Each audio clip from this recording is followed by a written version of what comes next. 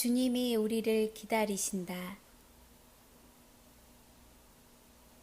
서로가 서로를 기다리고 있었습니다. 한 번은 제가 친구와 커피숍에서 만나기로 약속했습니다. 약속 시간에 맞춰서 나갔는데 한참을 기다려도 친구가 안 오는 겁니다. 그때는 휴대폰이 없었던 시절이었습니다. 그러니까 마냥 기다리는 겁니다. 한참 후에 제가 오늘 바람 맞았다며 집으로 돌아가려는데 커피숍 저쪽 구석에서 저랑 만나기로 했던 친구가 걸어 나오는 거예요. 그 친구는 그 친구대로 거기 앉아 기다리면서 내가 안 온다고 투덜대고 있었던 거지요. 커피숍이 제법 큰 곳이어서 서로가 서로를 눈 빠지게 기다리고 있었던 것입니다.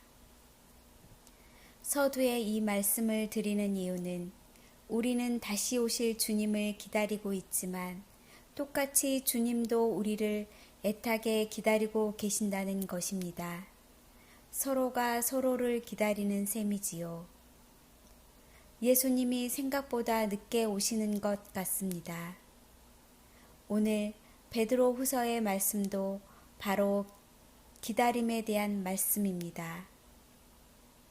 예수님이 승천하시고 나서 사람들은 예수님이 곧 다시 오실 거라 생각하고 기다렸습니다. 하지만 예수님은 사람들의 생각처럼 금방 다시 오지 않으셨습니다.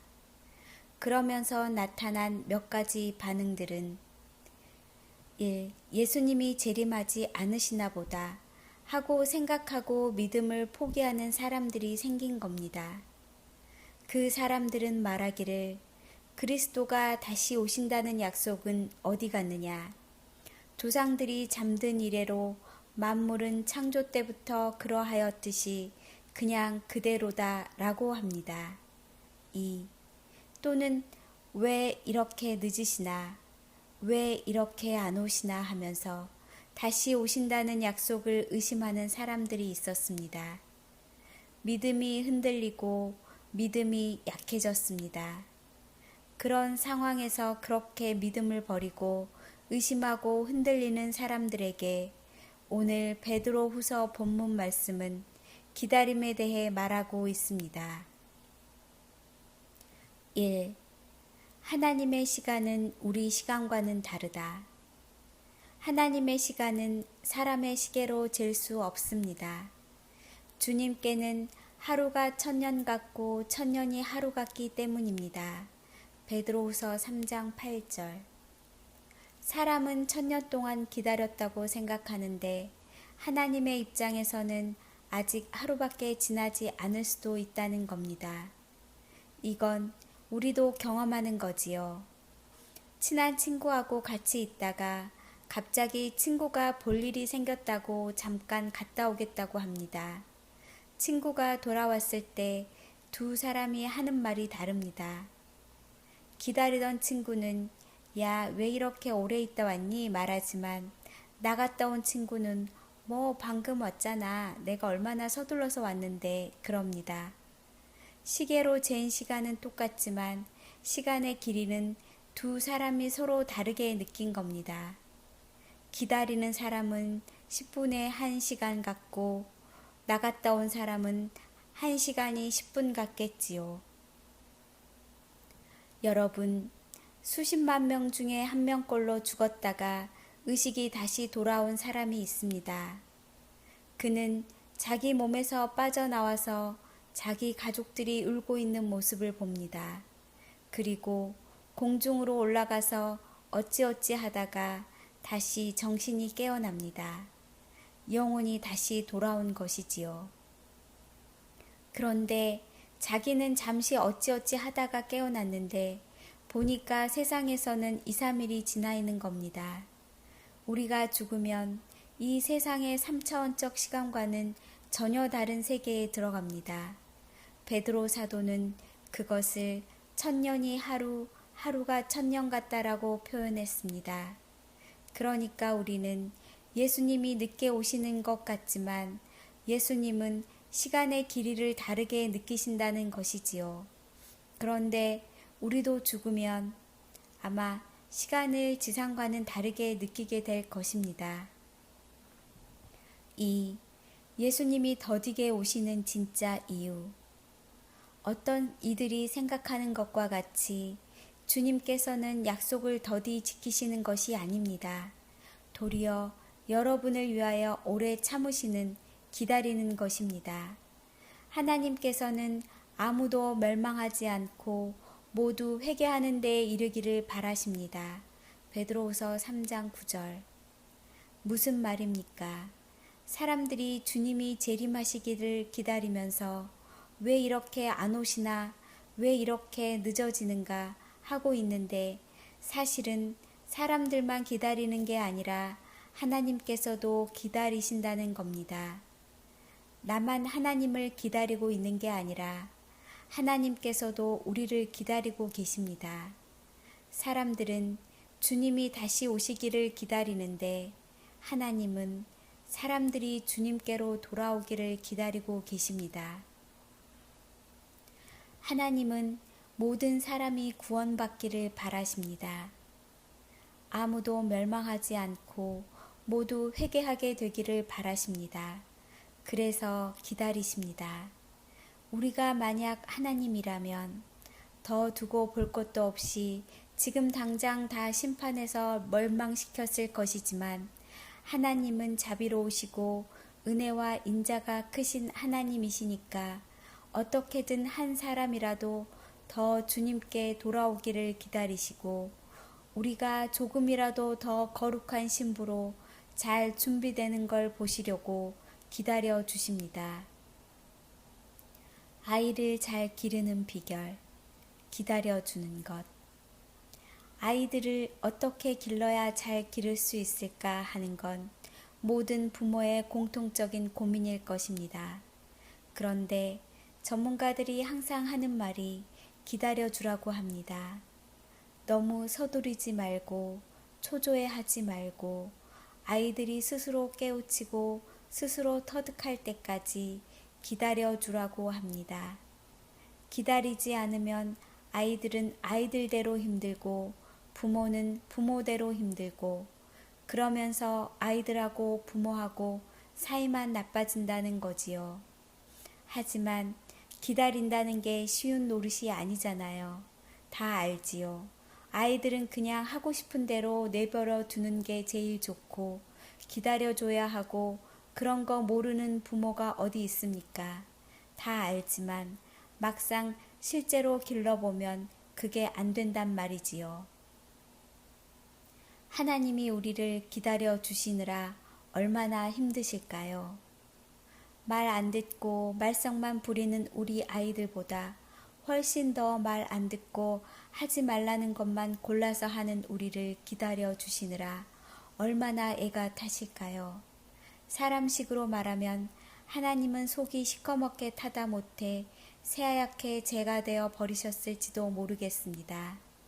하지만 그런데도 기다려 주십니다. 한 사람이라도 더 구원하시려고 우리가 조금이라도 정신 차리기를 기다리십니다.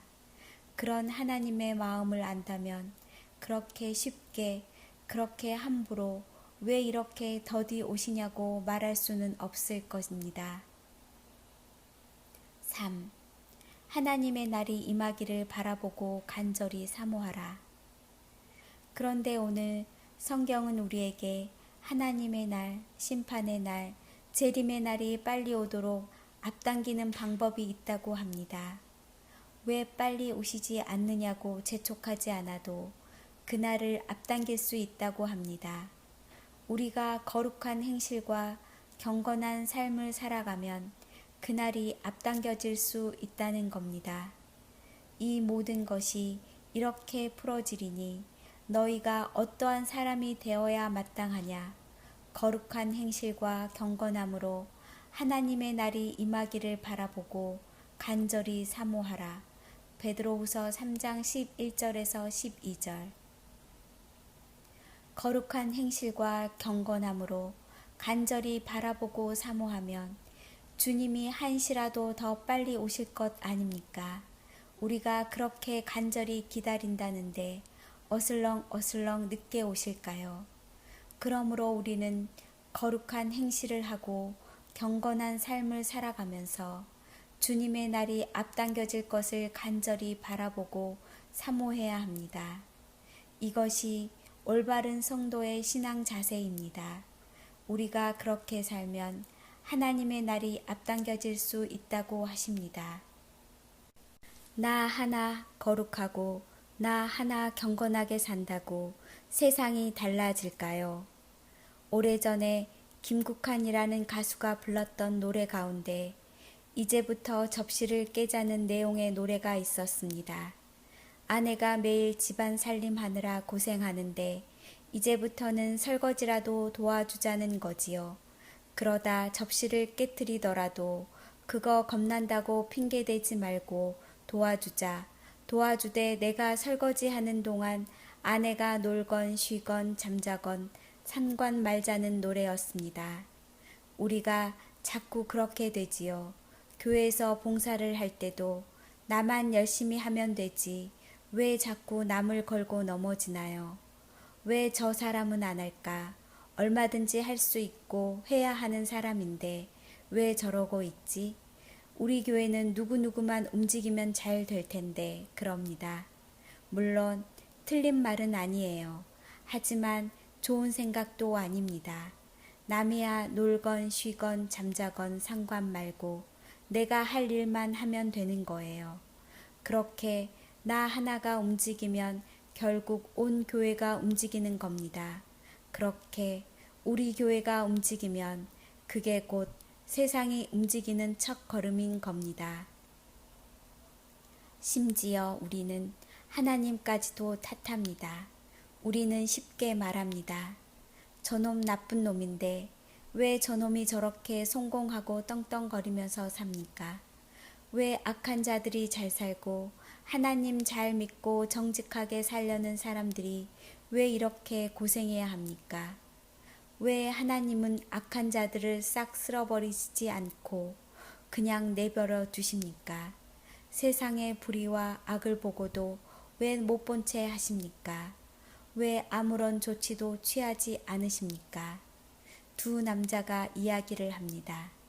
한 남자가 이 세상의 가난과 고통과 전쟁을 허락하신 까닭이 무엇인지 하나님께 묻고 싶다고 말합니다. 그 말을 듣고 있던 친구는 고개를 설레설레 흔들며 무서워서 그럴 수 없다는 겁니다. 듣고 있던 친구가 뭐가 무섭냐고 묻자 하나님께서 나한테 똑같은 질문을 할까봐 무서워 라고 대답합니다. 나를 바라보면서 넌 뭘 했느냐고 물으실까봐 겁난다는 뜻입니다.